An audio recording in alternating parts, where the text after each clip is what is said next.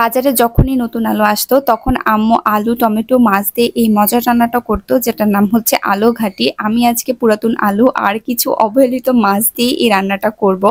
তো আমি এখানে আলু ঝুরি করে নিয়ে পেঁয়াজ কুচি, কাঁচামরিচ, ধনে গুঁড়া, জিরে গুঁড়া, টমেটো, হলুদ গুঁড়া, লবণ, ঝালের গুঁড়া, তেল, আদা রসুন বাটা, গোটা মশলাও দিয়েছি। আম্মু এটাতে গোটা মশলাও দিয়েছে, মানে দিত। আমি কয়েকটা দিয়েছি কারণ মাছটা হচ্ছে অনেক দিন হয়ে যাচ্ছে, গন্ধ যেন না লাগে এজন্য। তারপরে মাছ দিয়ে মাখিয়ে দিয়ে ভালো করে পানি দিয়ে তুলে দিয়েছি। তো মাছটা কিছুক্ষণ হওয়ার পরে যখন মাছটা সিদ্ধ হয়ে গেছে, মাছগুলোকে তুলে নিয়ে কাটা বেছে শুধু মাছগুলো দিয়ে ঘেটে ঘেটে একদম আলু ঘাটি যেরকম কনসিস্টেন্সিতে খাবেন সেই কনসিস্টেন্সিতে নামিয়ে ফেলেছি।